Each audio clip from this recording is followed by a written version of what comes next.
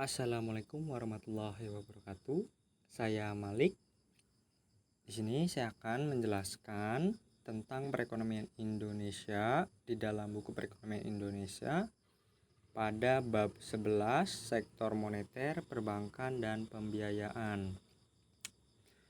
Langsung kita masuk ke pembahasan yang pertama, yaitu peran sektor moneter di Indonesia.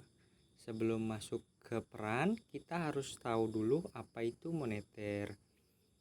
Moneter itu gampangnya adalah kebijakan yang dijalankan oleh Bank Sentral atau Bank Indonesia untuk menjaga stabilitas mata uang Indonesia.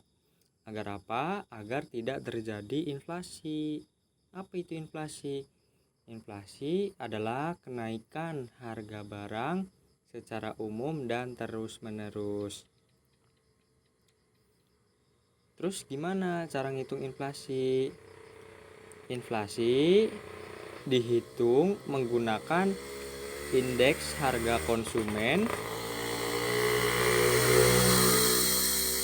yang dilakukan oleh Badan Pusat Statistik, yang di dalam buku ini itu yang diobservasi setidaknya ada 400 item, baik itu dari bahan makanan, makanan jadi, minuman dan rokok, sandang, transportasi dan lain-lain. Kemudian apa sih yang menyebabkan inflasi? Kalau di buku ini utamanya itu ada dua. Yang pertama ada cost push inflation. Jadi biaya produksi yang meningkat akan menyebabkan kenaikan harga jual yang pada akhirnya akan menyebabkan kenaikan barang secara umum. Kemudian ada demand pull inflation. Jadi inflasi ini diakibatkan karena banyaknya permintaan. Permintaannya banyak, jadi barangnya langka, dan pada akhirnya barangnya naik.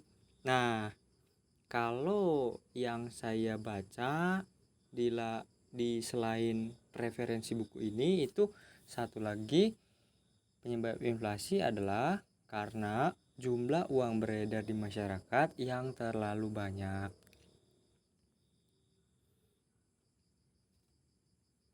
Oke, kita masuk ke poin selanjutnya, yaitu kebijakan atau tindakan mengendalikan inflasi.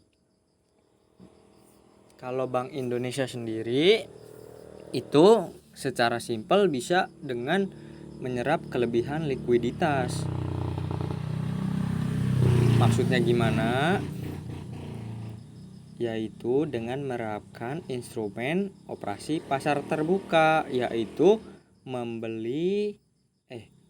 menjual surat berharga kepada masyarakat, atau bisa disebut obligasi atau sukuk, sehingga uang beredar di masyarakat masuk ke sistem sehingga pada akhirnya berkurang.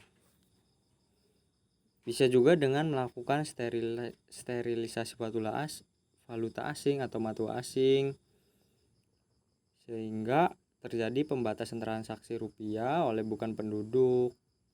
Kemudian mengurangi ekspektasi inflasi dengan menetapkan sasaran inflasi yang rendah pada awal tahun, karena Bank Indonesia sendiri menerapkan Inflation Targeting Framework atau ITF. Jadi Bank Indonesia ini punya target untuk kira-kira inflasi yang baik itu segimana sih yang direncanakan dan disusun oleh Bank Indonesia. Selanjutnya ada poin perkembangan uang primer dan uang beredar, yang dalam hal ini akan dijelaskan yaitu M1 dan M2. Apa itu? M1 itu adalah uang primer, kayak misalkan kertas, logam. Nah, itu disebut uang kartal. Sedangkan M2 itu uang yang tidak terlalu liquid, misalnya deposito berjangka, kemudian tabungan, dan lain sebagainya. Selanjutnya ada peran sektor perbankan di Indonesia. Perbankan menjadi pihak yang mempertemukan antara orang yang kelebihan uang dengan yang membutuhkan uang. Tuh, penghimpun dana pihak ketiga, kemudian memberikannya dalam bentuk kredit kepada masyarakat. Nah, ada sebuah kisah empiris ketika tahun 1997 ketika terjadinya krisis moneter. Pada saat itu terjadi rush money. Jadi masyarakat berbondong-bondong menarik uangnya di perbankan. Akan tetapi terjadi permasalahan, yaitu bank tidak bisa memberikan uang masyarakatnya kembali karena uangnya itu telah disalurkan kepada kredit, disalurkan melalui kredit, sehingga uang yang ada di perbankan itu tidak ada. Nah, kemudian terjadi kelumpuhan. Nah, mulai saat itu terciptalah lembaga penjamin simpanan. Agar apa? Agar menjaga kepercayaan masyarakat dan untuk mengurangi kegiatan rush money. Juga diterapkannya minimum cadangan wajib yang nanti akan dijelaskan pada instrumen moneter. Oke, lanjut kepada instrumen dan analisis kebijakan moneter. Jadi, instrumen kebijakan moneter ini ada yang bersifat kuantitatif dan ada yang bersifat kualitatif.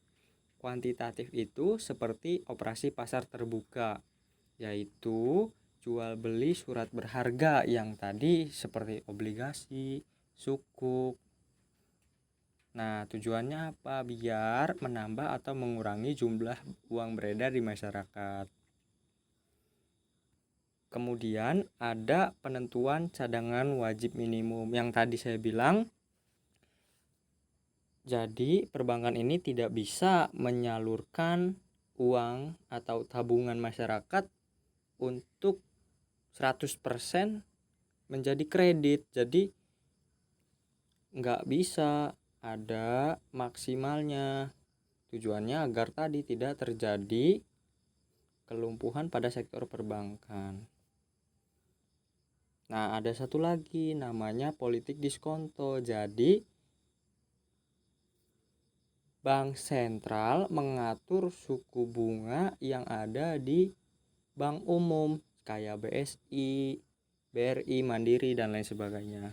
Sedangkan yang bersifat kualitatif itu seperti pengawasan kredit selektif agar orang-orang yang tidak memiliki kemampuan untuk membayar tidak bisa meminjam, karena nanti jika gagal bayar akan terjadi permasalahan. Selanjutnya ada bujukan moral, yaitu Bank Indonesia memberikan saran kepada bank umum agar jangan gampang banget ngasih kredit biar tidak terjadi permasalahan di perbankan. Selanjutnya ada peran pasar modal dalam perekonomian Indonesia. Selain perbankan yang mempertemukan antara kelebihan uang dan kekurangan uang, pasar modal juga bisa menjadi perantara seperti perbankan.